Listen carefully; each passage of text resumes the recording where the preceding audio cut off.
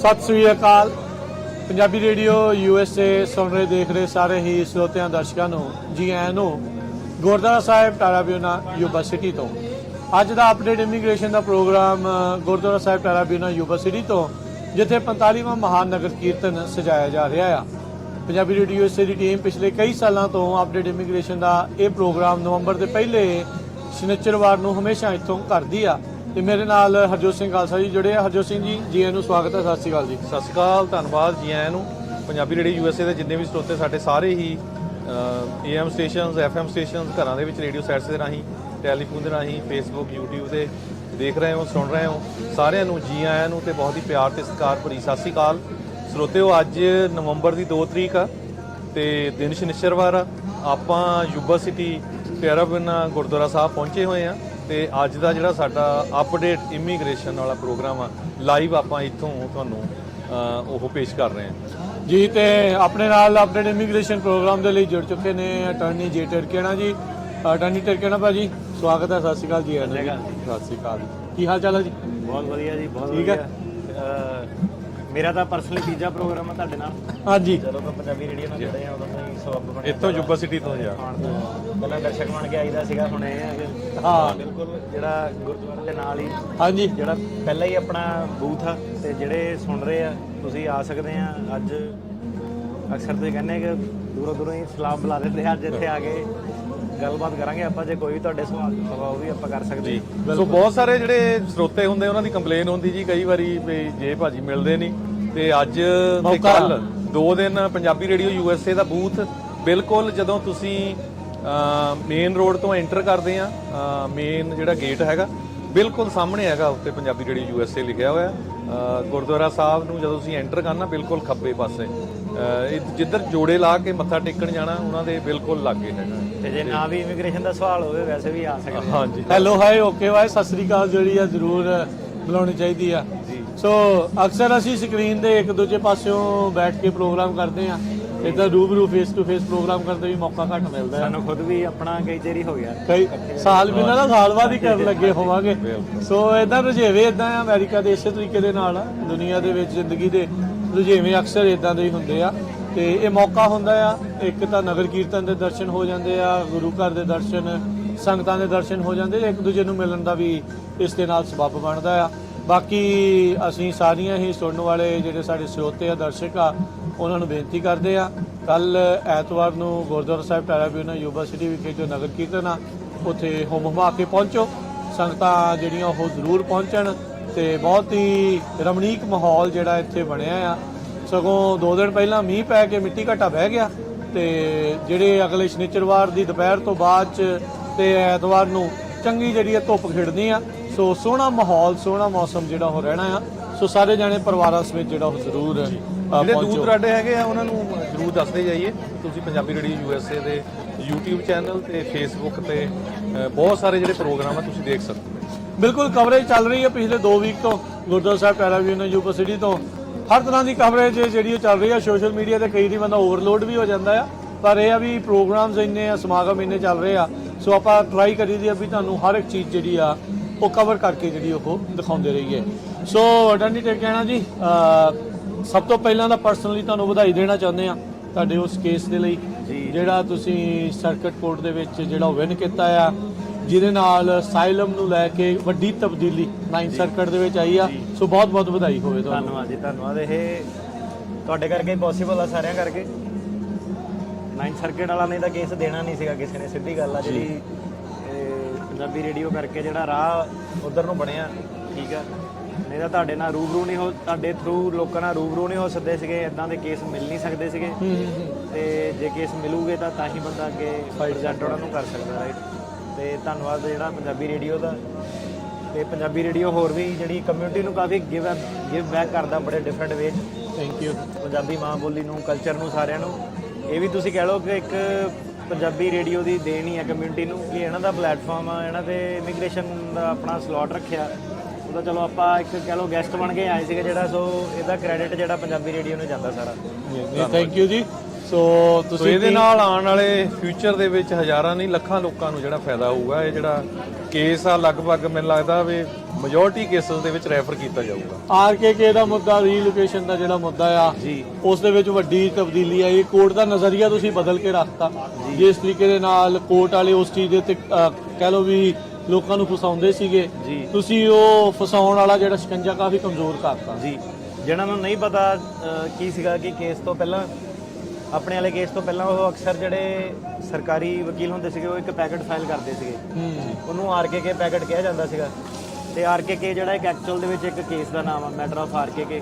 ਹਾਂਜੀ, ਇਹ ਕੇਸ ਦੇ ਵਿੱਚ ਕੀ ਹੋਇਆ ਸੀਗਾ ਕਿ ਉਹਨਾਂ ਨੇ, ਇਹ ਕੋਰਟ ਨੇ ਫੈਸਲਾ ਲਿਆ ਸੀਗਾ ਕਿ ਜੇ ਕਿਸੇ ਦੇ ਲੋਕਾਂ ਦੇ ਢਾਂਚੇ ਆਪਸ ਦੇ ਵਿੱਚ ਰਲਦੇ ਆ ਤੇ ਸਾਰੇ ਜਾਣੇ ਸੇਮ ਚੀਜ਼ ਕਹੀ ਜਾ ਰਹੇ ਆ ਕਿ ਉਹਨਾਂ ਦੀ ਗ੍ਰਾਮਰ ਵੀ ਰਲਦੀ ਆ, ਉਹਨਾਂ ਦੇ ਹਮਲੇ ਜੇ ਕੋਈ ਨਾਰਮਲ ਨਹੀਂ ਆ, ਐਕਸੈਪਸ਼ਨਲੀ ਕੋਈ ਬੜੀ ਅਲੱਗ ਜੀ ਸਿਨੈਰੀਓ ਉਹ ਵੀ ਤੁਹਾਡੇ ਜੇ ਮੈਚ ਹੁੰਦੇ ਆ ਕਿਸੇ ਨਾਲ, ਤਾਂ ਇਹ ਤੋਂ ਸ਼ੱਕ ਜਾਂਦਾ ਕਿ ਇਹ ਲੋਕਾਂ ਦੇ ਕੇਸ ਆ ਜਿਹੜੇ ਅਸਲੀ ਨਹੀਂ ਆ, ਨਕਲੀ ਆ। ਇਹਦੇ ਨਾਲ ਉਹ ਇਹ ਦੇਖਦੇ ਆ ਕਿ ਜਿਹੜੇ ਢਾਂਚੇ, ਗ੍ਰਾਮਰ, ਲਿਖਣ ਦਾ ਸਟਾਈਲ, ਕਿ ਇਹ ਇਦਾਂ ਕੋਇਨਸੀਡੈਂਸ ਨਹੀਂ ਹੋ ਸਕਦਾ, ਇੰਨੇ ਸਾਰੇ ਲੋਕ ਜਿਹੜੀ ਇਹ ਸੇਮ ਗੱਲ ਨਹੀਂ ਕਰ ਸਕਦੇ ਆ। ਤੇ ਉਹਦੇ ਬੇਸ ਤੇ ਜਿਹੜੇ ਸਟ੍ਰਿਕਟ ਜੱਜ ਸਪੈਸ਼ਲੀ ਹੁੰਦੇ ਸੀਗੇ ਉਹਨਾਂ ਨੂੰ ਇੱਕ ਤੁਸੀਂ ਕਹ ਲਓ ਕਿ ਟੂਲ ਮਿਲਿਆ ਹੋਇਆ ਸੀਗਾ ਕਿ ਉਹ ਕੇਸ ਜਿਹੜੇ ਤੁਹਾਡੇ ਆ ਡਿਨਾਈ ਕਰ ਦਿੰਦੇ ਸੀਗੇ, ਰੋਕ ਦਿੰਦੇ ਸੀਗੇ, ਕ੍ਰੈਡੀਬਲ ਨਹੀਂ ਤੁਸੀਂ ਹੈਗੇ, ਤੁਹਾਡੀਆਂ ਕਹਾਣੀਆਂ ਜਿਹੜੀਆਂ ਰਲਦੀਆਂ, ਜੋ ਵੀ ਤੁਸੀਂ ਗੱਲਾਂ ਕਹੀ ਜਾਂਦੇ ਆ ਉਹ ਜਿਹੜੀਆਂ ਰਲਦੀਆਂ। ਤੇ ਆਪਾਂ ਵੀ ਉਹਦੇ ਬਾਰੇ ਕਈ ਚਿਰ ਜਿਹੜਾ ਹੋ ਗਿਆ, ਕਈ ਵਾਰੀ ਰੇਡੀਓ ਤੇ ਆਰਕੇਕੇ ਇਹ ਕੇਸ ਜਿਹੜੇ ਡਿਸਕਸ ਕੀਤੇ ਆ। ਜਦੋਂ ਇਹ ਕੇਸ ਡਿਸਕਸ ਕਰਨੇ ਸ਼ੁਰੂ ਕੀਤੇ ਸੀਗੇ ਸਾਡੇ ਲਈ ਵੀ ਇੱਕ ਟੌਪਿਕ ਸੀਗਾ। ਪਹਿਲਾਂ ਇਹ ਪੋਰਟਲੈਂਡ ਤੋਂ ਜਿਹੜੀ ਗੱਲਬਾਤ ਜ਼ਿਆਦਾ ਜਿਹੜੀ ਸ਼ੁਰੂ ਹੋਈ, ਹੌਲੀ ਹੌਲੀ ਸਭ ਤੋਂ ਸਟ੍ਰਿਕਟ ਪੋਰਟਲੈਂਡ ਸੀ। ਹਾਂਜੀ, ਸੈਨ ਫਰਾਂਸਿਸਕੋ ਤੇ ਵੀ ਆ ਗਿਆ।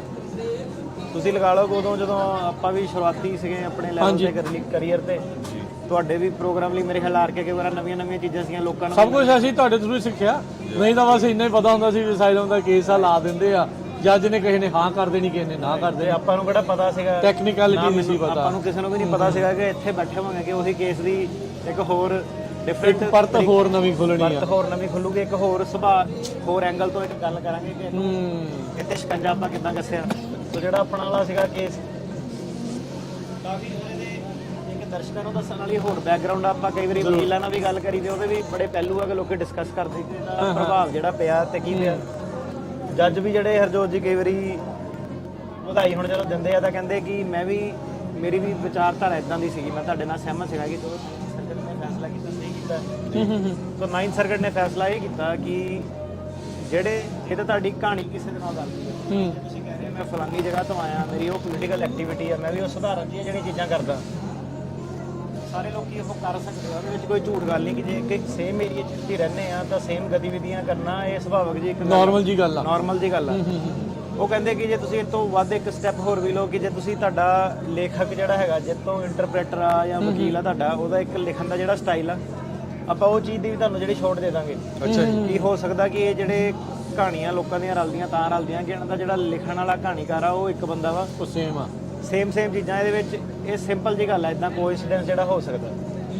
ਸਾਡੀ ਵੀ ਆਰਗੂਮੈਂਟ ਇਹ ਸੀਗੀ ਕਿ ਜਾਂ ਤਾਂ ਕੋਈ ਇਦਾਂ ਨਾ ਕੋਈ ਕਿਸੇ ਬਹੁਤ ਯੂਨੀਕ ਤਰੀਕੇ ਨਾਲ ਹਮਲਾ ਹੋਇਆ, ਠੀਕ ਹੈ, ਕਿ ਕਿਸੇ ਨੂੰ ਕੋਈ ਹੁਣ ਕਵੇ ਕਿ ਮੈਨੂੰ ਟੈਨਿਸ ਬਾਲ ਦੇ ਨਾਲ ਰੱਸੀ ਨਾਲ ਬੰਨ੍ਹ ਕੇ ਕੁੱਟਦਾ, ਤੇ ਉਹ ਜਿਹੜਾ ਹਮਲਾ ਜਾਂ ਤਾਂ ਕੋਈ ਹੋਰ ਦੇ ਵੀ ਸੇਮ ਹਮਲਾ ਇਦਾਂ ਦਾ ਉਹਨੂੰ ਆਪਾਂ ਮੰਨ ਸਕਦੇ ਹਾਂ ਕਿ ਯਾਰ ਇਦਾਂ ਕਾਪੀ ਕੀਤਾ ਹੈ, ਰਾਈਟ। ਪਰ ਜਿਹੜਾ ਤੁਸੀਂ ਸਧਾਰਨ ਜੀ ਗੱਲ ਕਰਦੇ ਆ ਕਿ ਡੰਡੇ ਮਾਰਤੇ ਆ, ਲੋਕਾਂ ਨੂੰ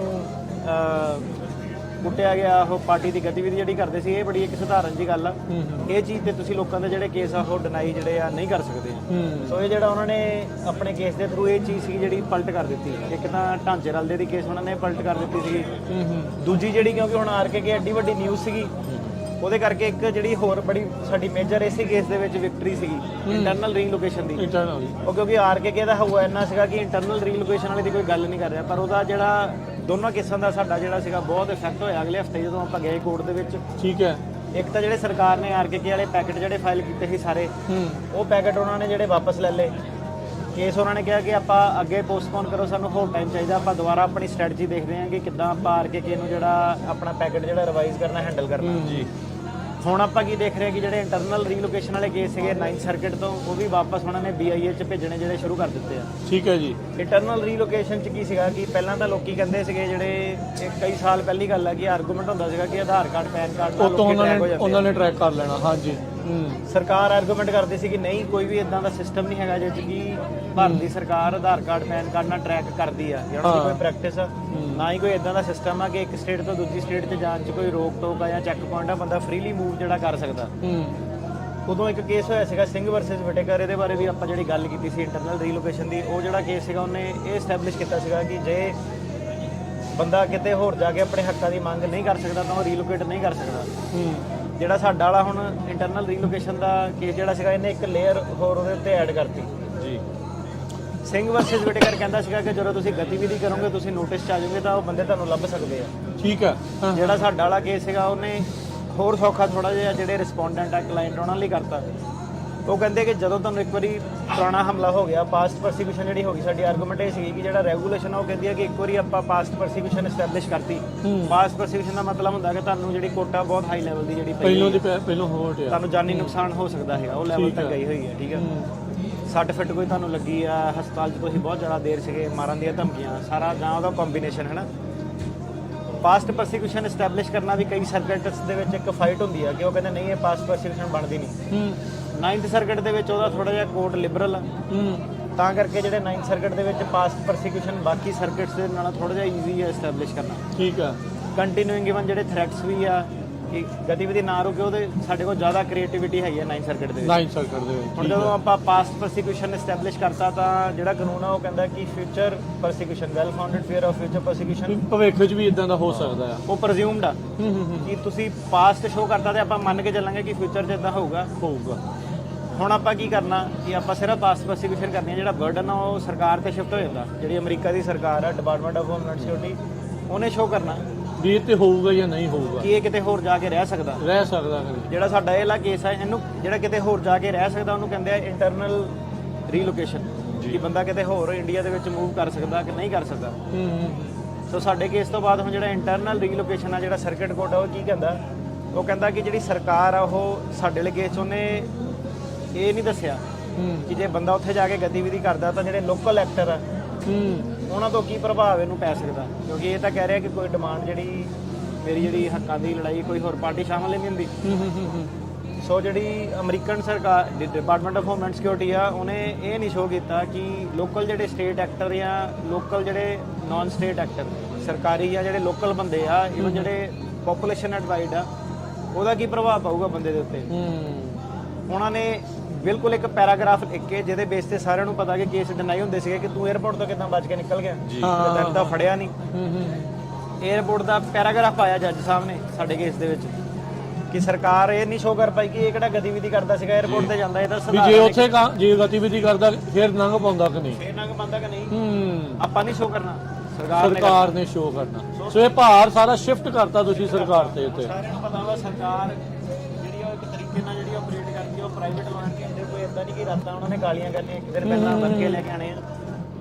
ਆਪਾਂ ਲੋਕਲ, ਸਾਨੂੰ ਪੋਲਿਟਿਕਸ ਦਾ ਪਤਾ, ਸਾਨੂੰ ਖਬਰਾਂ ਜਿਹੜੀਆਂ ਗਰਾਊਂਡ ਅਪ ਮਿਲ ਜਾਂਦੀਆਂ, ਜੋ ਵੀ ਹੈ ਬੰਦੇ ਦੇ ਸੱਜਣ ਮਿੱਤਰ ਰਿਸ਼ਤੇਦਾਰੀ ਹਰੇਕ ਚੀਜ਼ ਜਿਹੜੀ ਉੱਥੇ ਹੁੰਦੀ ਹੈ ਨਾ।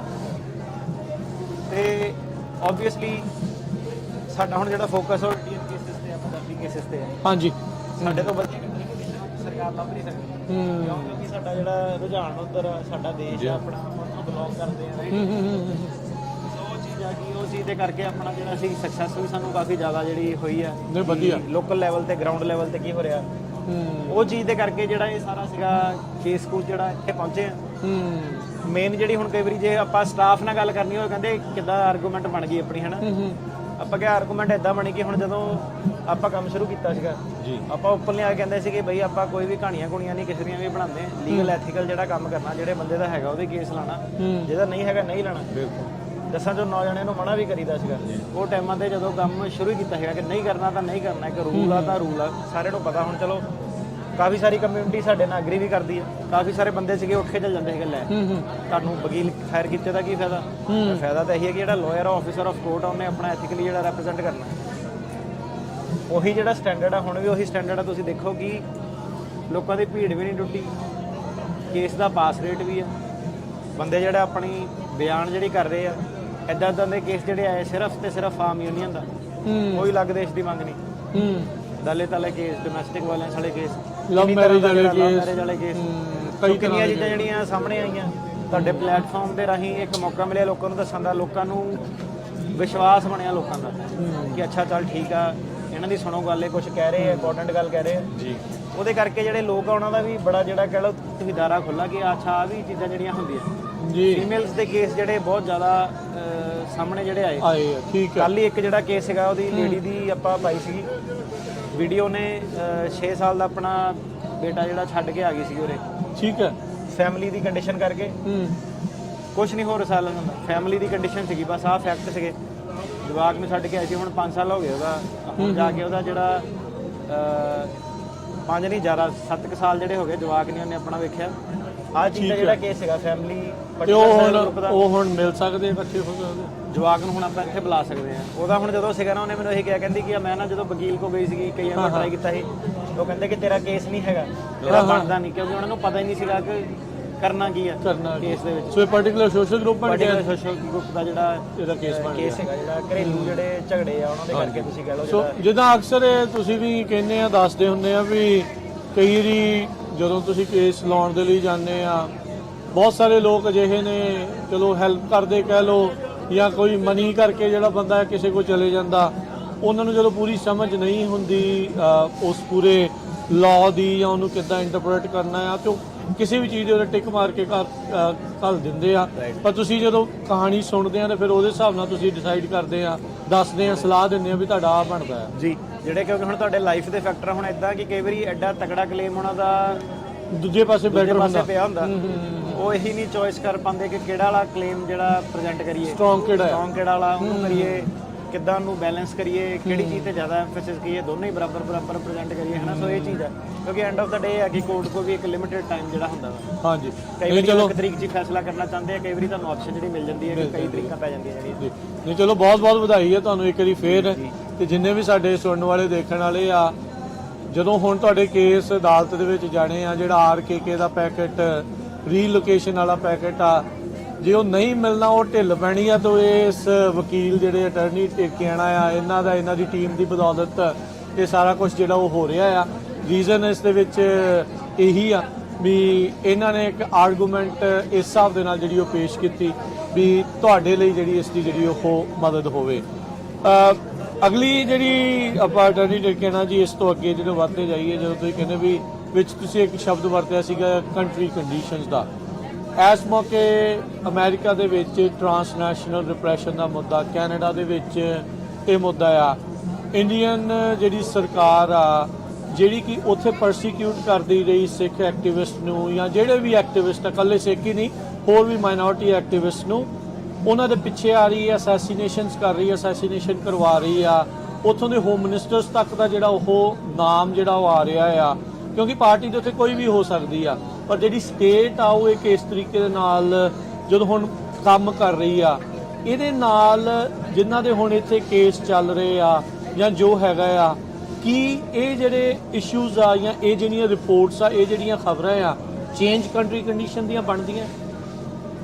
ਚੇਂਜ ਕੰਟਰੀ ਕੰਡੀਸ਼ਨਸ ਦੀ ਤਾਂ ਨਹੀਂ ਬਣਦੀ, ਕਿਉਂਕਿ ਇੱਕ ਤਾਂ ਐਕਸਟਰਾ ਜੁਡੀਸ਼ੀਅਲ ਜਿਹੜੀਆਂ ਮੈਟਰ ਹੈ ਕਿ ਉੱਥੇ ਟਰਫ ਤੇ ਨਹੀਂ ਹੈਗੀਆਂ। ਆਪਾਂ ਬਾਹਰਲੇ ਦੇਸ਼ਾਂ ਦੀ ਗੱਲ ਹਾਂਜੀ ਵੀ ਇੱਥੇ ਹਾਂ। ਸੋ ਆਫ ਕੋਰਸ ਇੱਕ ਕੰਟਰੀ ਕੰਡੀਸ਼ਨ ਜ਼ਰੂਰ ਚੱਲ ਜਾਂਦੀ ਹੈ ਕਿ ਆ ਵੀ ਇੱਕ ਇਦਾਂ ਦੀ ਚੀਜ਼ ਹੈ, ਤੇ ਉਹਦੇ ਵਿੱਚ ਕਈ ਵਾਰੀ ਜਿਹੜੇ ਜੱਜ ਹੁੰਦੇ ਉਹ ਵੀ ਨਿਊਟਰਲ ਦੇਖਦੇ ਆ। ਠੀਕ ਹੈ। ਤੇ ਜਿਹੜਾ ਅਦਾਲਤ ਆ ਉਹ ਚੱਲਦੀ ਆ ਸਬੂਤਾਂ ਦੇ ਬੇਸ ਤੇ। ਸੋ ਉਹਦੇ ਵਿੱਚ ਇਹ ਹੈ ਕਿ ਕਿਹੜੀ ਚੀਜ਼ ਇੱਕ ਐਲੀਗੇਸ਼ਨ ਹੈ, ਕਿਹੜੀ ਚੀਜ਼ ਜਿਹੜੀ ਪ੍ਰੂਵ ਹੋ ਗਈ ਹੈ।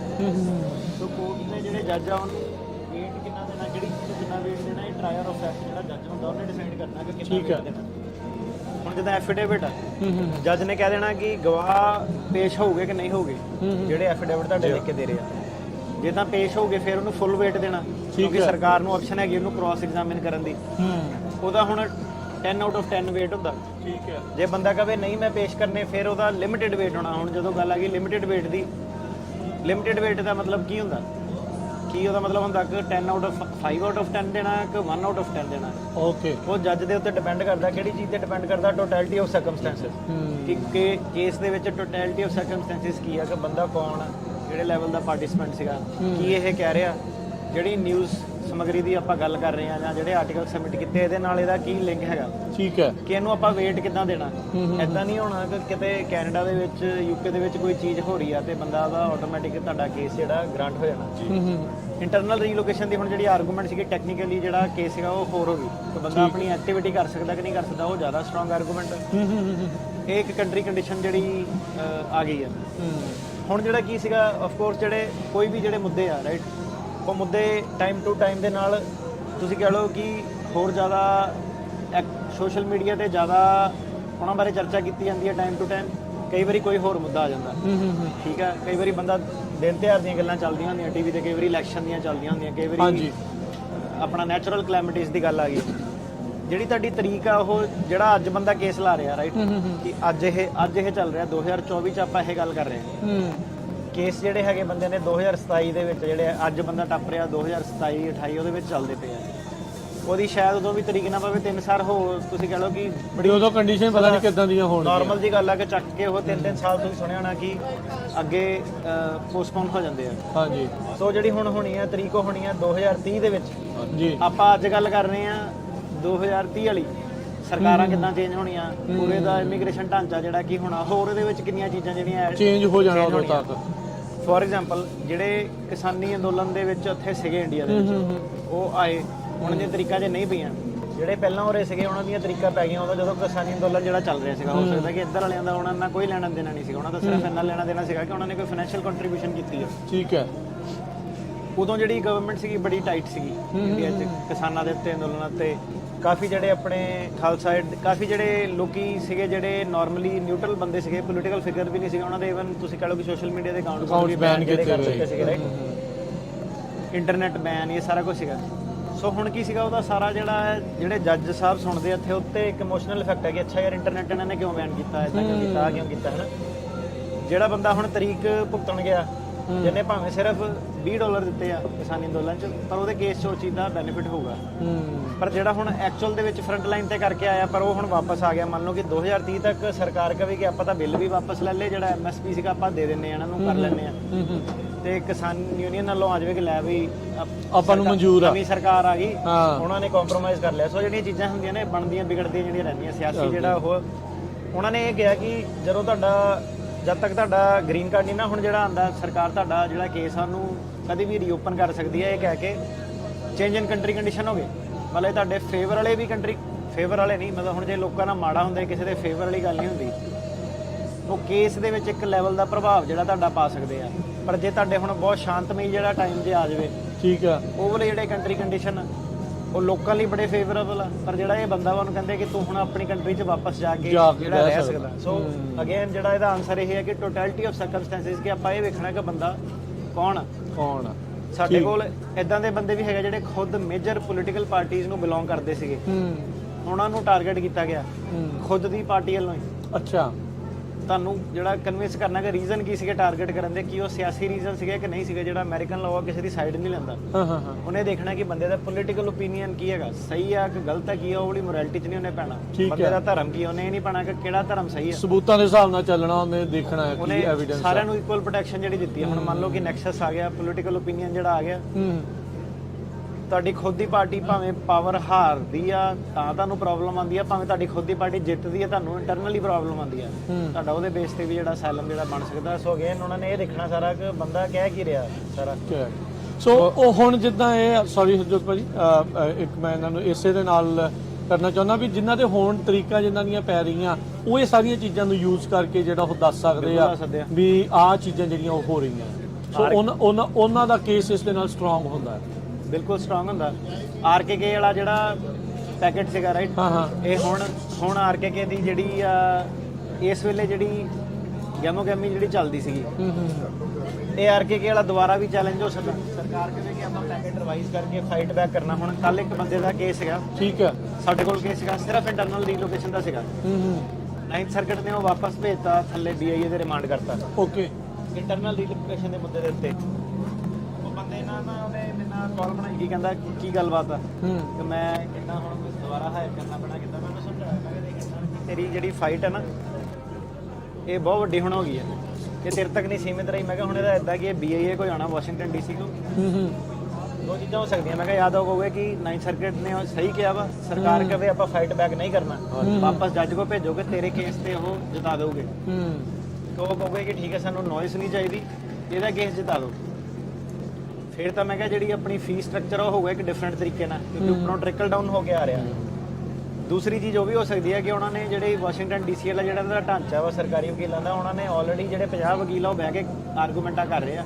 ਤੋਂ 50 ਵਕੀਲਾਂ ਦੇ ਖਿਲਾਫ ਮੈਂ ਇਕੱਲਾ ਲੜ ਰਿਹਾ ਵਾਂ ਕਿ ਜੇ ਉਹਨਾਂ ਨੇ ਡਿਸਾਈਡ ਕਰ ਲਿਆ ਕਿ ਨਹੀਂ ਇੰਟਰਨਲ ਲੀਗਲ ਦਾ, ਤਾਂ ਜੇ ਤਾਂ ਆਪਾਂ ਇਹਨਾਂ ਨੂੰ ਐਂ ਤਾਂ ਸਾਰੀ ਚੀਜ਼ ਆਪਾਂ ਇਹਨਾਂ ਦੇ ਫੇਵਰ 'ਚ ਹੀ ਕਰਤੀ, ਇਹ ਤਾਂ ਸਾਰਿਆਂ ਦੇ ਕੇਸ ਅਪਰੂਵ ਕਰਨੇ ਪੈਣੇ ਆ।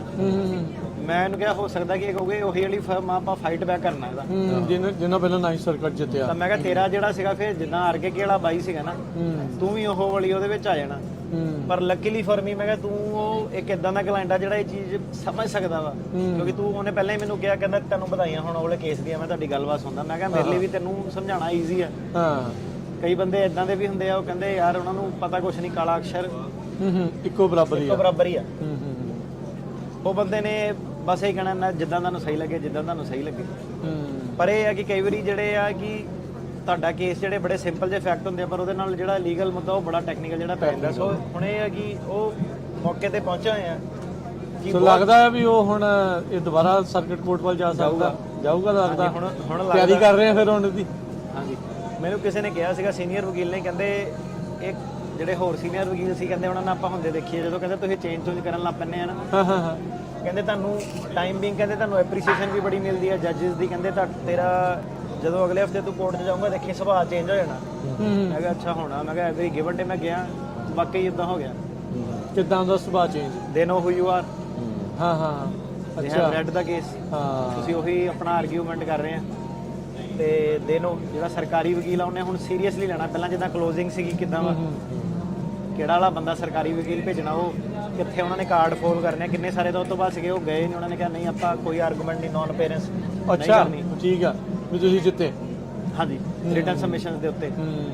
ਸੋ ਉਹਦੇ ਨਾਲ ਇਹ ਸੀਗਾ ਕਿ ਔਖੀ ਚੀਜ਼ ਇਹ ਹੋ ਗਈ ਕਿ ਸਟੇਕਸ ਹਾਇਰ ਹੋ ਗਏ।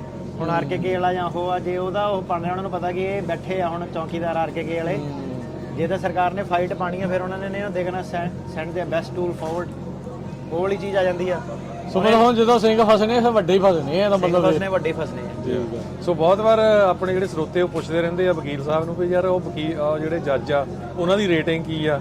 ਉਹ ਤੁਹਾਡੇ ਸਾਹਮਣੇ ਦੱਸਦਾ ਉਹ ਨਹੀਂ ਪਏ, ਹੁਣ ਸਾਰੇ ਜੱਜ ਜਾਣਦੇ ਆ ਤੇ ਜੇ ਵਕੀਲ ਕੌਣ ਹੈਗਾ। ਗਾਣਾ ਨਹੀਂ ਜਦੋਂ ਮਿੱਤਰਾਂ ਦਾ ਨਾਂ ਚੱਲ, ਉਹ ਗੱਲ ਹੋਈ ਜਿੱਥੇ ਮਰਜ਼ੀ ਕੇਸ ਲਵਾ ਲਈ, ਮਿੱਤਰਾਂ ਦਾ ਨਾਂ ਚੱਲਦਾ। ਤੇ ਆਪਾਂ ਫਿਰ ਇੱਕ ਜਾਂਦੇ ਕਿਉਂਕਿ ਹੁਣ ਇਲੈਕਸ਼ਨ ਆ 5 ਤਰੀਕ ਨੂੰ, ਇੱਕ ਤਾਂ ਇਹ ਆ ਵੀ ਸਾਰਿਆਂ ਨੂੰ ਬੇਨਤੀ ਆ ਜਿਹੜੀ ਮਰਜ਼ੀ ਪਾਰਟੀ ਨੂੰ ਬਿਲੋਂਗ ਕਰਦੇ ਵੋਟ ਜ਼ਰੂਰ ਪਾਓ। 5 ਤਰੀਕ ਲਾਸਟ ਡੇਟ ਹੈਗੀ ਆ। ਤੇ ਇਮੀਗ੍ਰੇਸ਼ਨ ਦਾ ਮੇਨ ਮੁੱਦਾ USA ਦੇ ਵਿੱਚ ਹੈਗਾ। ਜੇ ਟਰੰਪ ਹੁਣੀ ਜਿੱਤਦੇ ਤਾਂ ਕੀ ਹੋਊਗਾ। ਕਮਲਾ ਹੈਰਿਸ ਉਹਨਾਂ ਦਾ ਸਟੈਂਡ ਵੀ ਕਾਫੀ ਸਖਤ ਆ, ਉਹ ਵੀ ਥੋੜਾ ਜਿਹਾ ਆਪਾਂ ਡਿਸਕਸ ਕਰ ਲਈਏ। ਜੀ ਬਿਲਕੁਲ। ਸੋ ਦੇਖੋ ਇਹ ਬੜਾ ਇੱਕ ਤੁਸੀਂ ਕਹ ਲਓ ਕਿ ਮੀਡੀਆ ਵਾਲਾ ਕੁਐਸਚਨ ਹੋ ਜਾਂਦਾ ਕਿ ਜੇ ਆ ਜਿੱਤਦਾ ਕੀ ਹੋਣਾ, ਜਿੱਤਦਾ ਕੀ ਹੋਣਾ। ਇੰਨਾ ਸਿੰਪਲ ਹੁੰਦਾ ਨਹੀਂ ਚੀਜ਼ਾਂ। ਜਿਹੜਾ ਇਮੀਗ੍ਰੇਸ਼ਨ ਲੈਂਡਸਕੇਪ ਆ ਬਹੁਤ ਹੀ ਕੰਪਲਿਕੇਟਡ। ਨਵਾਂ ਬੰਦਾ ਫॉर ਐਗਜ਼ਾਮਪਲ ਕਈ ਵਾਰੀ ਸਾਡੇ ਕੋਲ ਆਉਂਦਾ, ਜਾਂ ਕਈ ਵਾਰੀ EMPLOYE ਵੀ ਬਾਹਰੋਂ ਦੀ ਮੂਵ ਹੁੰਦਾ ਜਾਂ ਨਵਾਂ ਸ਼ੁਰੂ ਕਰਦੇ ਆ, ਉਹ ਕਹਿੰਦੇ ਕਿ ਇਮੀਗ੍ਰੇਸ਼ਨ ਨਾ ਪਹਿਲਾਂ ਤਾਂ ਐਂ ਲੱਗਦਾ ਕਿ ਇਹ ਕੈਨੇਡਾ ਆਸਟ੍ਰੇਲੀਆ ਵਰਗੀ ਆ, ਉੱਥੇ ਵੀ ਲੋਕੀ ਇਮੀਗ੍ਰੇਸ਼ਨ ਦਾ ਕੰਮ ਕਰਦੇ ਆ। ਬਟ ਉਹ ਇੱਕ ਪੁਆਇੰਟ ਬੇਸਡ ਆ ਕਿ ਤੁਹਾਡਾ ਪਹਿਲਾਂ ਹੀ ਸਕਿੱਲ ਬੇਸਡ ਕਾਈਂਡ ਆਫ, ਤੁਹਾਡੀ ਪਹਿਲਾਂ ਹੀ ਕੈਲਕੂਲੇਸ਼ਨ ਹੋ ਗਈ ਕਿ ਇਹ ਕੇਸ ਬਣਨਾ ਕਿ ਨਹੀਂ ਬਣਨਾ। ਉਹਦੇ ਉੱਤੇ ਸਟੇਕਸ ਇੰਨੇ ਹਾਇਰ ਨਹੀਂ ਹੈਗੇ ਕਿ ਇੱਕ ਐਨ ਬਰੀਕੀ ਦੇ ਵਿੱਚ ਕਿ ਲਾਅ ਇੱਧਰ ਨੂੰ ਹੋਣਾ ਕਿ ਇੱਧਰ ਨੂੰ ਹੋਣਾ। So there is a difference in immigration. ਉਸੇ ਫਰਕ ਆ, ਟੈਕਨੀਕੈਲਿਟੀ ਕੀ ਆ, ਰਾਈਟ। ਜਿਹੜਾ ਇਮੀਗ੍ਰੇਸ਼ਨ ਦੀ ਬੈਟਲ ਆ ਉਹ ਹਮੇਸ਼ਾ ਔਨ ਰਹਿੰਦੀ ਹੈ, ਭਾਵੇਂ ਟਰੰਪ ਆਵੇ ਭਾਵੇਂ ਕਮਲਾ ਆਵੇ। ਬੈਟਲ ਔਨ ਕਿੱਦਾਂ ਰਹਿੰਦੀ ਹੈ ਕਿ ਜਿਹੜੀਆਂ ਆਪਾਂ ਕੇਸ ਵੀ ਰਾਜ ਕਰਨ ਦੀ ਜਿਹੜੇ ਡਿਸਕਸ ਕੀਤੇ, ਤੁਸੀਂ ਦੇਖੋ ACLU ਇਨਵੋਲਵ ਹੋ ਜਾਂਦੀ ਹੈ, ਕੈਥੋਲਿਕ ਚੈਰਿਟੀਜ਼ ਜਿਹੜੀਆਂ ਇਨਵੋਲਵ ਹੋ ਜਾਂਦੀਆਂ, ਵੱਡੀਆਂ ਆਰਗੇਨਾਈਜੇਸ਼ਨਾਂ ਲੱਗ ਜਾਂਦੀਆਂ। ਸਹੀ ਗੱਲ। ਸਾਡਾ ਜਦੋਂ ਕੇਸ ਚੱਲਦੇ ਸੀ ਨਾ, ਕਈ ਵਾਰੀ ਸਾਨੂੰ ਉਹ ਅਪਰੋਚ ਕਰਦੇ ਆ ਨਾਨ ਪ੍ਰੋਫਿਟ ਵਾਲੇ ਕਿ ਇਹ ਵਾਲੇ ਕੇਸ 'ਚ ਆਪਾਂ ਤੁਹਾਡੇ ਨਾਲ ਕੋਲੈਬੋਰੇਸ਼ਨ ਕਰਨ ਲਈ ਸਹਿਮਤ ਹੈਗੇ ਆ। ਅੱਛਾ। ਤੇ ਮੈਂ ਜਦੋਂ ਨਵਾਂ ਸੀ, ਮੈਂ ਉਹਦੇ ਮਜ਼ਾਕ ਮੈਂ ਕਿਹਾ ਅੱਛਾ ਤੁਸੀਂ ਕਿੰਨੇ ਪੈਸੇ ਲੈਣੇ ਕਿ ਢਾਂਚਾ ਜਿਹੜਾ ਕੇਸ ਬੜਾ ਕੰਪਲਿਕੇਟ ਜਿਹਾ ਹੋਈ ਜਾ ਰਿਹਾ। ਤੇ ਕਹਿੰਦੇ ਪੈਸੇ ਪੂਸੇ ਨਹੀਂ, ਸਾਡੇ ਵੱਲੋਂ ਫ੍ਰੀ ਆ। ਅੱਛਾ, ਕਿ ਆਪਾਂ ਐਡਵੋਕੇਸੀ ਆਰਗੇਨਾਈਜੇਸ਼ਨ ਆ ਕਿ ਤੁਹਾਡੀ ਫਰਮ ਦੇ ਨਾਲ ਕੋਲੈਬੋਰੇਟ ਕਰਨਾ ਕਿ ਇਹ ਮੁੱਦਾ ਸਾਨੂੰ ਇੰਪੋਰਟੈਂਟ ਆ। ਤੇ ਕਾਫੀ ਜਿਹੜੇ ਤਕੜੇ ਕੌਰ ਵਰਸਸ ਕਾਫੀ ਸਾਰੇ ਜਿਹੜੇ ਕੇਸ ਸੀਗੇ ਇਦਾਂ ਦੇ BIA 'ਚ ਜਿਹੜੀਆਂ ਲੱਤਾਂ ਫਸਾਈਆਂ ਹੋਈਆਂ ਸੀਗੀਆਂ ਆਪਾਂ। ਠੀਕ ਆ। ਉਹਦੇ ਵਿੱਚ ਕਈ ਵਾਰੀ ਹੁੰਦਾ ਕਿ ਅੱਛਾ ਅਨਫੋਰਚੂਨੇਟਲੀ ਆਪਾਂ ਨਹੀਂ ਤੁਹਾਡੀ ਹੈਲਪ ਕਰ ਸਕਦੇ, ਕਿਉਂਕਿ ਸਾਡੇ end of the day resources ਜਿਹੜੇ ਆ ਲਿਮਿਟਿਡ। ਆਪਾਂ ਦੇਖਣਾ ਕਿ ਕਿਹੜੇ ਕੇਸ ਦੇ ਵਿੱਚ ਆਪਾਂ ਹੈਲਪ ਕਰਨੀ ਹੈ, ਕਿੱਥੇ ਕਰਨਾ। ਤੇ ਆਪਣੇ ਉਹਦੇ ਵਿੱਚ ਆਪਾਂ ਜਿਹੜਾ ਨਾ ਸਾਨੂੰ ਸੰਤੁਸ਼ਟੀ ਉਹਦੇ ਵਿੱਚ ਹੁਣ ਉਹਦੇ 'ਚ ਕੋਈ ਇਹਦੇ ਵਿੱਚ ਨਹੀਂ ਹੁਣ ਸੈਟੀਸਫੈਕਸ਼ਨ ਕਿ ਮੇਰੇ ਸੋਸ਼ਲ ਮੀਡੀਆ ਤੇ ਸਬਸਕ੍ਰਾਈਬਰ ਕਿੰਨੇ ਆ, ਡਜ਼ ਨਾਟ ਮੈਟਰ ਕਿੰਨੇ ਮੇਰੀ ਗੱਲ ਸੁਣ ਰਹੇ ਆ। ਕਿ ਕਹਿ ਲਓ ਕਿ ਉਹ ਜਿਹੜਾ ਇੱਕ ਹਰੇਕ ਚੀਜ਼ ਦਾ ਇੱਕ ਟਾਈਮ ਹੁੰਦਾ। ਹੁਣ ਜਿਹੜਾ ਚੀਜ਼ ਦਾ ਨਜ਼ਾਰਾ ਇਸ ਇਮੀਗ੍ਰੇਸ਼ਨ ਪ੍ਰੈਕਟਿਸ 'ਚ ਇਹ ਆ ਰਿਹਾ ਕਿ ਮੈਂ ਜਿਹੜੇ ਇਦਾਂ ਦੇ ਦਰਵਾਜ਼ੇ ਜਦੋਂ ਹੁਣ ਬੰਦਾ ਉਹ ਪੁੱਛਦਾ, ਮੈਂ ਕਿਹਾ ਚੱਲ ਆਪਣੇ ਹੁਣ ਨਾ ਕੇਸ ਜਿਹੜੇ ਮੁੱਦੇ ਉਹਦੇ ਲੈਵਲ ਤੇ ਆਉਣ ਲੱਗ ਪਏ ਕਿ these organisations they are interested ਨਾਲ ਤਾਂ ਕੋਲੈਬੋਰੇਸ਼ਨ ਬਾਰ-ਬਾਰ ਪੁੱਛ ਰਹੇ ਚੱਲ ਹੋ ਨਹੀਂ ਪਾ ਰਹੀ, ਪਰ ਮੈਟਰ ਆਫ ਟਾਈਮ ਉਹ ਜਿਹੜਾ ਹੈਗਾ ਗੱਲਾਂ ਹੁਣ ਕਈ ਬੰਦੇ ਕਹਿੰਦੇ ਆ ਕਿ ਮੇਰਾ ਸੁਪਨਾ ਜੀ ਮੈਂ ਸੁਪਰੀਮ ਕੋਰਟ ਜਾਊਂਗਾ, ਇਦਾਂ ਜਾਊਂਗਾ, ਨਹੀਂ ਹੋ ਪਾਉਂਦਾ, ਸਾਰੀ ਉਮਰ ਜਿਹੜੀ ਨਿਕਲ ਜਾਂਦੀ ਆ, ਬੰਦਾ ਕੋਈ ਚਾਂਸ ਨਹੀਂ ਮਿਲਦਾ ਇਦਾਂ ਦਾ। ਅਜੇ ਤੱਕ ਇਹੀ ਲੱਗਦਾ ਸੀਗਾ ਕਿ ਨਹੀਂ ਮਿਲਣਾ ਕਦੀ ਚਾਂਸ, ਹੁਣ ਕਈ ਵਾਰੀ ਐਂ ਵੀ ਲੱਗਦਾ ਕਿ ਹੁਣ ਤਾਂ ਵਨ ਸਟੈਪ ਦੂਰ ਹੀ ਆ, 9 ਸਰਕਟ ਤੋਂ ਬਾਅਦ ਨੈਕਸਟ ਇਹੀ ਹੁੰਦੇ ਆ ਇਹ ਵਿੱਚ। ਡੇਜ਼ ਵਾਲਾ ਜਿਹੜਾ ਸੀਗਾ ਆਰਕੇ ਵਾਲਾ ਆਪਾਂ ਆਪਣਾ ਇਹ ਸੀਗਾ ਕਿ ਸਰਕਾਰ ਕਿੱਦਾਂ ਫਾਈਟ ਬੈਕ ਕਰੂਗੀ। ਹਾਂ ਜੇ ਆਹੀ ਚੀਜ਼ ਜੇ ਟਰੰਪ ਹੁੰਦੀ ਫੇਰ ਉਹਨੇ ਫਾਈਟ 3 ਮਹੀਨੇ ਪਹਿਲਾਂ ਜਿਹੜਾ ਉਹ ਸੀਗਾ ਹਾਂ ਬੰਦੇ ਨੇ ਜਿੱਤਣਾ ਤਾਂ ਸੀਗਾ, ਮੈਂ ਕਿਹਾ ਵਧਾਈਆਂ ਵੀ ਇਹ ਨਾਲ, ਮੈਂ ਕਿਹਾ ਨਾਲ ਕਮਰ ਵੀ ਕੱਸਣੀ ਪੈਣੀ ਆ, ਤੇ ਜਦੋਂ ਹੁਣ ਸੁਪਰੀਮ ਕੋਰਟ ਲੈਵਲ ਤੱਕ ਗੱਲ-ਗੁਲ ਪਹੁੰਚ ਗਈ ਤਾਂ ਕੰਮ ਬਹੁਤ ਅੱਗੇ ਲੰਘ ਜਾਣਾ। ਮੈਂ ਕਹਿੰਦਾ ਸਾਰੀ ਕਮਿਊਨਿਟੀ ਵੀ ਜੇ ਪਿਚਨ ਕਰ ਲਵੇ ਨਾ ਕਿ ਲੈ ਵੀ ਸੁਪਰੀਮ ਕੋਰਟ ਤੱਕ ਲੜਨਾ ਹੈਗਾ, ਉਹ ਇੰਨਾ ਕਿ ਜਿਹੜਾ ਕੇਸ ਮਹਿੰਗਾ, ਯੂ ਆਰ ਟਾਕਿੰਗ ਮਿਲੀਅਨਸ। ਇਹ ਜਿਹੜੀਆਂ ਸੰਸਥਾਵਾਂ, ਕਿਉਂਕਿ ਹੁਣ ਤੁਸੀਂ ਗੱਲ ਕਰ ਰਹੇ ਹੋ ਕਿ ਜੱਜਾਂ ਮੋਰੇ ਨੈਸ਼ਨਲ ਮੁੱਦਾ ਪੇਸ਼ ਹੋਣਾ, ਕਿੰਨੇ ਮਤਲਬ 400-500 ਤੋਂ ਚ ਬਰੀਫ ਜਿਹੜੇ ਸੰਸਥਾਵਾਂ ਜਿਹੜੀਆਂ ਉਹ ਪੜਨਾ ਕਰਨਾ, ਆਰਗੂਮੈਂਟ ਕਿੱਦਾਂ ਕਰਨੀ ਹੈ, ਤੇ ਉਹ ਜਿਹੜਾ ਸਾਰੀ ਚੀਜ਼ ਹੈਗੀ ਉਹ ਨਾਨ ਪ੍ਰੋਫਿਟ ਜਿਹੜਾ ਵਰਲਡ ਆ, ਜਿਹੜਾ ACLU ਦਾ ਕੈਥੋਲਿਕ ਚੈਰਿਟੀਜ਼ ਵਾਲਾ, ਡੋਨੇਸ਼ਨਸ ਵਾਲਾ ਜਿਹੜਾ ਉਹ ਜਿਹੜਾ ਐਡਵੋਕੇਸੀ ਆਰਗੇਨਾਈਜੇਸ਼ਨ ਵਾਲਾ ਹੋ ਜਾਂਦਾ, ਸਾਡੀ ਕਮਿਊਨਿਟੀ ਦੇ ਵਿੱਚ ਅਜੇ ਤੱਕ ਪਹੁੰਚੇ ਨਹੀਂ ਸੀਗੇ ਉੱਥੇ, ਨਾ ਹੀ ਕੋਈ ਰਿਲੀਜੀਅਸ ਅਦਾਰਾ ਸੀਗਾ। ਠੀਕ ਆ, ਆਪਣੇ ਉਹਨਾਂ ਨੇ ਹੈਲਪ ਜਿਹੜੀ ਇੱਕ ਲੋਕਲ ਬੰਦੇ ਦੇ ਲੈਵਲ ਤੇ ਹੈਲਪ ਜਿਹੜੀ ਕਰਤੀ, ਇਸ ਚੀਜ਼ 'ਚ ਆਪਣੀ ਕਮਿਊਨਿਟੀ, ਆਪਣੇ ਧਾਰਮਿਕ ਸਥਾਨ ਕਾਫੀ ਜਿਹੜੇ ਹੈਲਪ ਲੋਕਾਂ ਦੀ ਕਰਦੇ ਸੀ, ਉਹ ਚੀਜ਼ ਤੱਕ ਸੀਗੇ। ਪਰ ਜਿਹੜਾ ਅੰਦਰ ਜਾ ਕੇ ਕੋਰਟ ਦੀਆਂ ਜੜ੍ਹਾਂ ਦੇ ਵਿੱਚ ਬਹਿ ਜਾਣਾ, ਉਹ ਕਰ ਲੈਣਾ, ਉਹ ਲਿਜਾਣ ਵਾਲਾ ਮੌਕਾ ਉਹਨਾਂ ਨੂੰ ਮਿਲਿਆ ਨਹੀਂ ਸੀਗਾ ਉੱਥੇ ਚੀਜ਼ ਦੇ ਵਿੱਚ। ਹੁਣ ਕੀ ਹੈ ਕਿ ਉੱਥੇ ਪੰਜਾਬੀ ਰੇਡੀਓ ਦਾ ਰੋਲ ਆ, ਪੰਜਾਬੀ ਰੇਡੀਓ ਦਾ ਰੋਲ ਕਿਦਾਂ ਕਿ ਤੁਸੀਂ ਪਹਿਲਾਂ ਹੀ ਲੋਕਾਂ ਦੀਆਂ ਜੜ੍ਹਾਂ ਦੇ ਵਿੱਚ ਸੀਗੇ, ਉਹ ਜਿਹੜਾ ਗ੍ਰਾਸ ਰੂਟ ਲੈਵਲ ਤੇ ਤੁਸੀਂ ਜਿਹੜਾ ਆਪਣਾ ਇੰਨੇ ਸਾਲਾਂ ਦਾ ਜਿਹੜਾ ਸੀਗਾ ਕ੍ਰੈਡੀਬਿਲਿਟੀ ਤੁਹਾਡੀ ਜਿਹੜੀ ਉਹ ਸਾਰੀ ਸੀਗੀ, ਇੱਕ ਕੀ ਕਮਿਊਨਿਟੀ ਦਾ ਵਿਸ਼ਵਾਸ ਸੀਗਾ। Community end of the day community radio ਹੈ, ਕੋਈ ਸੋਸ਼ਲ ਮੀਡੀਆ ਦਾ ਉਹ ਕਲਿੱਕ ਬੇਟ ਵਾਲਾ ਪਲੇਟਫਾਰਮ ਨਹੀਂ ਸੀਗਾ, ਰਾਈਟ। ਤੇ ਉਹ ਮੈਨੂੰ ਵੀ ਹੁਣ ਜਿੱਦਾਂ ਕਰਕੇ ਹੌਲੀ ਹੌਲੀ ਬੰਦੇ ਨੂੰ ਸਮਝ ਲੱਗਦੀ ਕਿ ਯਾਰ ਇਹ ਸਾਰਾ ਕੁਝ ਹੈ ਕੀ ਹੈ, ਕਿਉਂਕਿ ਇਹ ਤਾਂ ਬੰਦਾ ਜਦੋਂ ਪੈਂਦਾ ਕਿਸੇ ਚੀਜ਼ ਦੇ ਵਿੱਚ ਉਦੋਂ ਹੀ ਪਤਾ ਲੱਗਦਾ ਕਿ ਕੀ ਹੈ। ਹੁਣ ਜਿੱਦਾਂ ਦੇ ਜਿਹੜੇ ਕੇਸ ਆ ਰਹੇ ਆ, ਕੰਮਕਾਰ ਇੱਕ ਪਾਸੇ ਚੱਲ ਰਿਹਾ, ਪਰ ਜਿਹੜਾ ਆ ਚੀਜ਼ ਹੋ ਰਹੀ ਆ ਉਹਦਾ ਨਾ ਇੱਕ ਬੜਾ ਵੱਖਰਾ ਜਿਹਾ ਸਵਾਦ ਜਿਹੜਾ ਇੱਕ ਆ ਰਿਹਾ ਅਕਸਰ ਸੋਸ਼ਲ ਗੇਮ ਤੋਂ, ਮਤਲਬ ਪਰੇ ਆ ਕਿ ਮਤਲਬ ਉਹ ਇਦਾਂ ਕਿ ਮੈਂ ਕਹਿੰਦਾ ਕਿ ਜੇ ਮੈਨੂੰ 20 ਕੇਸ ਛੱਡਣੇ ਵੀ ਪੈਣੇ ਕਾ ਵਧੀਆ ਕੇਸ ਲਈ, ਹੁਣ ਉਹ ਲੱਗ ਨਹੀਂ ਮੈਂ ਆਹ ਵਾਲਾ ਫੜੂੰਗਾ। ਇਹ ਉਹ ਮੈਨੂੰ ਯਾਦ ਹੈ ਜਦੋਂ ਆਪਾਂ ਸ਼ੁਰੂਆਤ 'ਚ ਵੀ ਕਰਦੇ ਹੁੰਦੇ ਸੀ, ਤੁਸੀਂ ਅਕਸਰ ਕਈ ਵਾਰ ਜ਼ਿਕਰ ਕੀਤਾ ਵੀ ਤੁਸੀਂ ਚਾਹੁੰਦੇ ਆ ਵੀ ਇਦਾਂ ਦਾ ਕੇਸ ਆਵੇ ਟੈਕਨੀਕੈਲਿਟੀਜ਼ ਦੇ ਉੱਤੇ ਵੀ, ਅਸਲ 'ਚ ਜਿਹੜੀ ਕਾਨੂੰਨ ਦੇ ਵਿੱਚ ਜੋ ਲਿਖਿਆ ਹੈ ਉਹਦੀ ਆਪਾਂ ਟੈਕਨੀਕੈਲਿਟੀਜ਼ 'ਚ ਜਾ ਕੇ ਉਹਦੇ ਨਾਲ ਕੇਸ ਲੜੀਏ। ਸੋ ਹੁਣ ਮੌਕਾ ਮਿਲਿਆ ਆ ਤੇ ਉਸ ਪਾਸੇ ਵੱਲ ਨੂੰ ਵਧ ਰਹੇ ਆ। ਗੁਰੂ ਮਹਾਰਾਜ ਦੀ ਹਜ਼ੂਰੀ ਦੇ ਵਿੱਚ ਬੈਠੇ ਆ, ਇੱਥੇ ਨਾਲ ਆ ਗੁਰੂ ਘਰ, ਸੋ ਗੁਰੂ ਮਹਾਰਾਜ ਚੜ੍ਹਦੀ ਕਲਾ ਦੇ ਵਿੱਚ ਰੱਖੇ, ਉਹ ਆਪਣਾ ਆਸ਼ੀਰਵਾਦ ਬਣਾ ਕੇ ਰੱਖੇ, ਉਹ ਬਸ ਉਹਨਾਂ ਦੇ ਨਾਲ ਜਿਹੜਾ ਇਸ ਤਰੀਕੇ ਦੇ ਨਾਲ ਸਫਲਤਾ ਜਿਹੜੀ ਉਹ ਮਿਲਦੀ। ਦੇਖੋ ਆਪਾਂ ਤਾਂ ਸਾਰਿਆਂ ਦੇ ਅਰਦਾਸ ਇਹੀ ਕਰਦੇ ਵੀ ਜਿਹੜਾ ਵੀ ਅਮਰੀਕਾ ਆ ਗਿਆ ਉਹਨੂੰ ਇਮੀਗ੍ਰੇਸ਼ਨ ਮਿਲ ਜਾਵੇ। ਬਹੁਤ ਵਾਰ ਸਾਡੇ ਤੇ ਵੀ ਰੇਡੀਓ ਤੇ ਕਹਿ ਦਿੰਦੇ ਯਾਰ ਇਹ ਤਾਂ ਕਿਸੇ ਨੂੰ ਦਵਾਉਣਾ ਹੀ ਨਹੀਂ ਚਾਹੁੰਦੇ ਹਨਾ, ਵੀ ਮੈਨੂੰ ਬਹੁਤ ਕਹਿੰਦੇ ਇਹ ਨਹੀਂ ਚਾਹੁੰਦਾ ਕੋਈ ਆਵੇ। ਹਾਂ ਜੀ, ਇਹ ਗੱਲ ਇਹ ਹੈ ਕਿ ਆਪਾਂ ਸਾਰੇ ਜਣੇ ਪੂਰੇ ਇੱਕ ਟੀਮ ਆ ਜਿਹੜੇ ਸਾਨੂੰ ਸੁਣ ਰਹੇ ਆ, ਵੀ ਇੱਕ ਤਰ੍ਹਾਂ ਨਾਲ ਹੀ ਟੀਮ ਆ, ਪਰਿਵਾਰ ਕੀ ਆ, ਇੱਕ ਲੈਵਲ ਦੀ ਟੀਮ ਆ। ਨੈਗੇਟਿਵ ਗੱਲ ਉਦਾਂ ਕਈ ਵਾਰੀ ਕਹਿ ਹੋ ਜਾਂਦੀ ਹੈ ਕਿ ਹੁਣ 100% ਵੀ ਬੰਦਾ ਕਈ ਵਾਰੀ ਉਹ ਕਹਿੰਦਾ ਨਾ ਕਿ ਜਿਹੜਾ ਇੱਕ ਬੰਦੇ ਦਾ ਨਹੀਂ ਵੀ ਕੰਮ ਬਣਦਾ, ਉਹਨੇ ਐਂਡ ਆਫ ਦਾ ਡੇ ਹੈ ਕਿ ਵਕੀਲ ਤੇ ਪ੍ਰੈਸ਼ਰ ਇੰਨਾ ਕੁ ਹੁੰਦਾ, ਉਹਨੇ ਕਦੀ ਇਹ ਨਹੀਂ ਕਹਿਣਾ ਕਿ ਮੈਂ ਗਲਤ ਹਾਂ, ਉਹਨੇ ਹਮੇਸ਼ਾ ਇਦਾਂ ਕਿ ਵਕੀਲ ਨੇ ਗਲਤੀ, ਬੰਦੇ ਦੇ ਭਾਵੇਂ ਆਪਣੇ ਸਾਰੇ ਬਿਆਨ ਵੀ ਗਲਤ ਹੋ ਜਾਣ। ਪਰ ਇੰਨੀ ਗੱਲ ਜ਼ਰੂਰ ਆ ਵੀ ਪਿਛਲੇ ਇੰਨੇ ਸਾਲਾਂ ਦੇ ਵਿੱਚ ਆਪਣੀ ਕਮਿਊਨਿਟੀ ਦੇ ਮੈਂਬਰ ਜਦੋਂ ਕੇਸ ਅਪਲਾਈ ਕਰਦੇ ਸੀ ਉਹਨਾਂ ਨੂੰ ਪਤਾ ਨਹੀਂ ਹੁੰਦਾ ਸੀ ਜੋ ਵਕੀਲ ਨੇ ਕਹਿਤਾ ਉਹ ਠੀਕ ਆ। ਹੁਣ ਜਿੰਨਾ ਨੌਲੇਜ ਮਿਲਿਆ ਮੈਨੂੰ ਲੱਗਦਾ ਵੀ ਬਹੁਤੇ ਲੋਕ ਤਾਂ ਅੱਧੇ ਉੱਤੇ ਵਕੀਲੇ ਬਣ ਗਏ ਆ। ਸਹੀ ਗੱਲ ਆ, ਬਹੁਤ ਸਾਰੇ ਸਾਨੂੰ ਮਿਲਦੇ ਜਿਹੜੇ ਸਲਾਹ ਦੇ ਲੈਂਦੇ ਆ, ਸਲਾਹ ਯਾਰ ਮੈਂ ਤਾਂ ਸਿਟੀਜ਼ਨ ਆ, ਬੋਰਨ ਆ, ਪਰ ਮੈਂ ਸ਼ੋਅ ਜ਼ਰੂਰ ਸੁਣਦਾ ਬਹੁਤ। ਬਿਲਕੁਲ। ਸੋ ਆਪਾਂ ਸਾਰੇ ਟੀਮ ਆ, ਧੰਨਵਾਦ ਤੁਹਾਡਾ ਸਾਰਿਆਂ ਦਾ। ਲਾਸਟ ਟਾਈਮ ਮੈਂ ਇਸੇ ਚੀਜ਼ ਉੱਤੇ ਸੌਰੀ ਬਤਨ ਵਿੱਚ ਕੱਟ ਰਿਹਾ, ਲਾਸਟ ਟਾਈਮ ਮੈਂ ਹਰਜੋਤ ਭਾਈ ਨੇ ਸ਼ੋਅ ਕਰਦੇ ਸੀ, ਪਰ ਮੈਂ ਜਾ ਰਿਹਾ ਸੀਗਾ ਤੇ ਮੈਨੂੰ ਸੀਗਾ ਯਾਰ ਸ਼ੋਅ ਜਿਵੇਂ ਅੱਜ ਮੈਂ ਕਰ ਨਹੀਂ ਰਿਹਾ ਤਾਂ ਸੁਣਨਾ ਜ਼ਰੂਰ ਆ। ਉਸ ਟਾਈਮ ਮੈਂ ਟਰੈਵਲ ਕਰ ਰਿਹਾ ਸੀ, ਜਦੋਂ ਲੋਕ ਸਵਾਲ ਕਰਦੇ ਆ, ਜਦੋਂ ਤੁਸੀਂ ਜਦੋਂ ਐਕਸਪਲੇਨ ਕਰਦੇ ਆ, ਇੱਕ ਜਦੋਂ ਐਜ਼ ਏ ਹੋਸਟ ਬਹਿ ਕੇ ਗੱਲ ਤੁਸੀਂ ਸੁਣਦੇ ਆ ਤੇ ਐਜ਼ ਏ ਜਦੋਂ ਤੁਸੀਂ ਲਿਸਨਰ ਸੁਣਦੇ, ਇੱਕ ਸਵਾਦ ਹੀ ਜਿਹੜਾ ਉਹ ਵੱਖਰਾ ਹੈ। ਤੇ ਅਸੀਂ ਇਹੀ ਉਮੀਦ ਕਰਦੇ ਆ ਵੀ ਜਿਹੜਾ ਲਿਸਨ ਕਰ ਰਿਹਾ ਹੈ, ਜਿਹੜਾ ਦੇਖ ਰਿਹਾ ਆ, ਉਹ ਹਮੇਸ਼ਾ ਇਸ ਦੇ ਵਿੱਚੋਂ ਕੁਛ ਨਾ ਕੁਛ ਨਵਾਂ ਜਿਹੜਾ ਉਹ ਨੌਲੇਜ ਆ ਉਹ ਗੇਨ ਕਰਦਾ ਜਿਹੜਾ ਉਹ ਰਵੇ। ਤੇ ਅਸੀਂ ਧੰਨਵਾਦ ਕਰਦੇ ਆ ਜੇ ਟਿਕਿਆਣਾ ਭਾਜੀ ਦਾ, ਵੀ ਕਿੰਨੇ ਵੀ ਬਿਜ਼ੀ ਹੋਣ, ਕਿੱਦਾਂ ਦੀ ਵੀ ਸਮੱਸਿਆ ਆਈ ਹੋਵੇ, ਕੋਈ ਉਹਨਾਂ ਦੀ ਸਿਹਤ ਨੂੰ ਲੈ ਕੇ ਹੋਵੇ, ਕਿਤੇ ਘੁੰਮਣ ਗਏ ਹੋਣ, ਕੋਈ ਫੈਮਿਲੀ ਪ੍ਰੋਬਲਮ ਵੀ ਆਈ ਹੋਵੇ, ਕੁਝ ਵੀ ਹੋਵੇ, ਉਹਨਾਂ ਨੇ ਕਦੀ ਅਜੇ ਤੱਕ ਪ੍ਰੋਗਰਾਮ ਜਿਹੜਾ ਉਹ ਮਿਸ ਨਹੀਂ ਕੀਤਾ। ਇਹ ਤਾਂ ਪ੍ਰੋਗਰਾਮ ਦੀ ਗੱਲ ਕਰਦੇ ਆ, ਆਪਾਂ ਨੂੰ ਬਹੁਤ ਵਾਰ ਕਾਲਸ ਆਉਂਦੀਆਂ, ਕਹਿੰਦੇ ਯਾਰ ਮੇਰਾ ਇੱਕ ਵਕੀਲ ਸੀ, ਹੁਣ ਮੈਨੂੰ ਡੇਟ ਹੀ ਨਹੀਂ ਪਤਾ ਲੱਗੀ ਵੀ ਡੇਟ ਸੀਗੀ, ਡੇਟ ਹੀ ਲੰਘ ਗਈ। ਹਾਂਜੀ ਸੋ ਦੇਖੋ ਪ੍ਰੋਗਰਾਮ ਵੀ ਨਹੀਂ ਮਿਸ ਕੀਤਾ। ਸੋ ਜਿੰਨੇ ਵੀ ਸਾਡੇ ਸਰੋਤੇ ਸੁਣ ਰਹੇ ਆ, ਦੇਖ ਰਹੇ ਆ ਦੋਨੋਂ ਦਿਨ ਜੇ ਤੁਰਕੀ ਆਣੇ ਆ, ਭਾਜੀ ਹੁਣੀ ਇੱਥੇ ਹੋਣਾ ਆ। ਸੋ ਪਲੀਜ਼ ਜੇ ਕਿਸੇ ਨੂੰ ਕੋਈ ਇਮੀਗ੍ਰੇਸ਼ਨ ਦੇ ਨਾਲ ਰਿਲੇਟਡ ਕੁਐਸਚਨ ਹੋਇਆ, ਜਰੂਰ ਤੁਸੀਂ ਪੰਜਾਬੀ ਰੇਡੀਓ USA ਦੇ ਬੂਥ ਤੇ ਆ ਕੇ ਉਹਨਾਂ ਨੂੰ ਪੁੱਛ ਸਕਦੇ ਹੋ, ਤੇ ਸਾਨੂੰ ਵੀ ਸਾਰਿਆਂ ਨੂੰ ਪੰਜਾਬੀ ਰੇਡੀਓ USA ਦੀ ਟੀਮ ਨੂੰ ਮਿਲ ਸਕਦੇ ਹੋ।